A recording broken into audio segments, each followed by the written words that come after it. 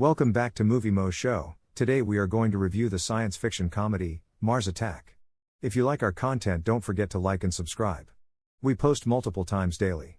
Spoilers ahead. When it is claimed that many spacecraft have been launched from the planet Mars and are headed toward Earth, President of the United States James Dale, Jack Nicholson, is informed.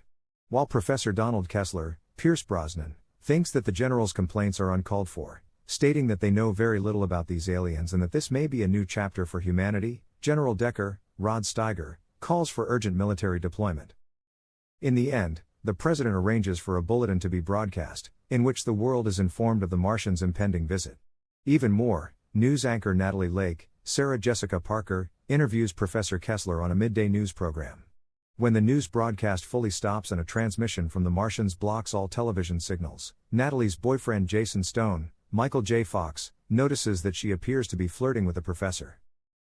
The president, Kessler, and a number of generals assemble in their war room following this message to discuss what they know about the Martians.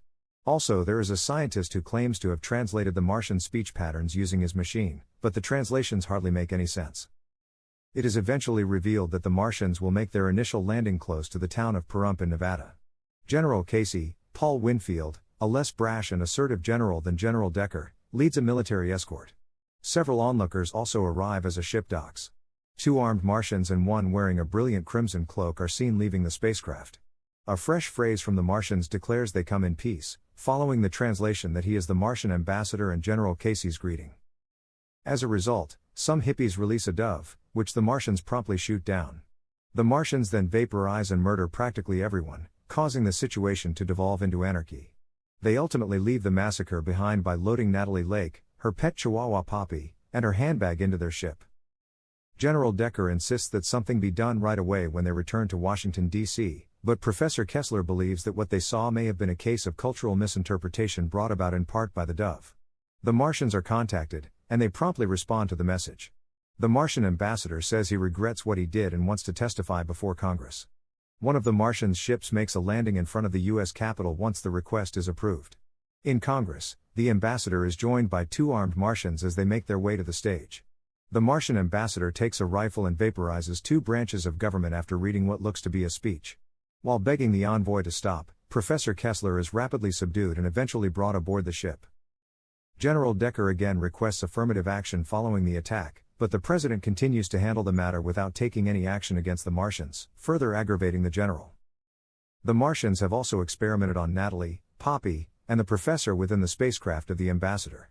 The heads of Natalie and Poppy have been exchanged, with Natalie's head now attached to the body of her Chihuahua. The professor's vital organs are still functioning even though his body has been removed, which is why his head is still alive. Natalie and the professor's disembodied head speak, each expressing their love for one another despite their peculiar bodily configurations. Back on Earth, a Martian has transformed into a stunning woman and is using Press Secretary Jerry Ross, Martin Short, to woo her into the White House. The Martian quickly renders Jerry helpless before attempting to assassinate the president and his wife, Glenn Close.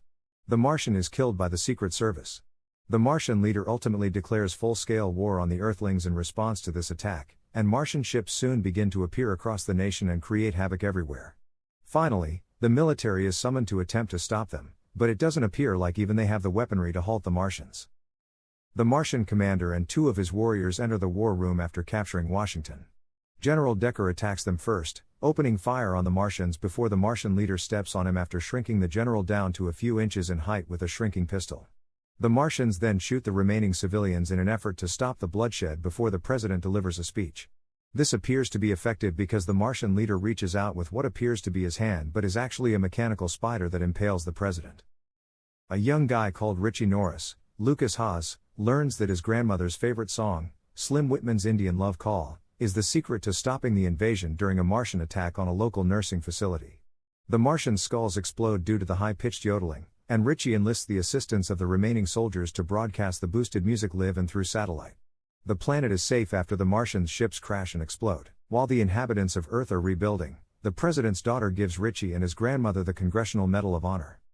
Thank you for watching and don't forget to like and subscribe.